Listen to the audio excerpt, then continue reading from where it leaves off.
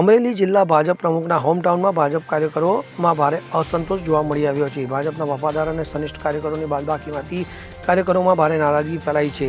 મારો તે સારું ગણીને ટિકિટની લાવણી કરવામાં આવી હોવાનું કાર્યકરો દ્વારા જણાવવામાં આવી રહ્યું છે. તો ઉમેદવારોની યાદી જાહેર થાય તે પહેલા જ ભાજપમાં ભડકાના એંધાણ સર્જાયા છે, જેમાં ધારી તાલુકા ભાજપ મહિલા મોરચા પ્રમુખ હિનાબેન રાવળનું દર છલકાયું છે. તેમના દ્વારા અયોગ્ય વ્યક્તિ ઉમેદવારી કરતા હોવાથી નારાજગી વ્યક્ત કરાઈ છે અને જો ન્યાય નહીં મળે તો સમર્થકો સાથે તેઓ દ્વારા પાર્ટી છોડવાની ચીમકી ઉચ્ચારવામાં આવી છે. ત્યારે આજરોજ ઉમેદવારી ફોર્મ ભરવાના છેલ્લા દિવસે રાજકીય ગરમાવો જોવા મળી રહ્યો છે.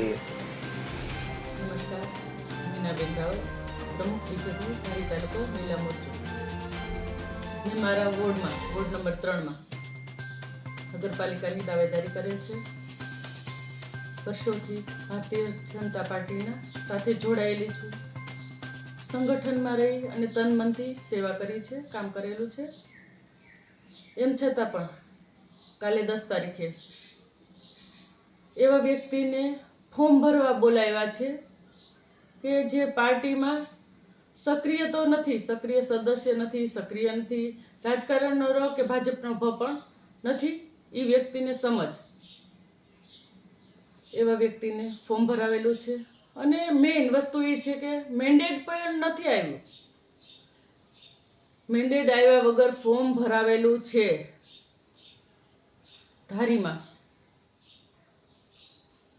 જો મને યોગ્ય ન્યાય નહીં મળે તો હું મારા તમામ હોદ્દા ઉપરથી રાજીનામું આપીશ અને મારા ટેકેદારો સાથે પ્રેસ કોન્ફરન્સ બોલાવીને અન્ય પાર્ટીમાં હું જોડાઈશ.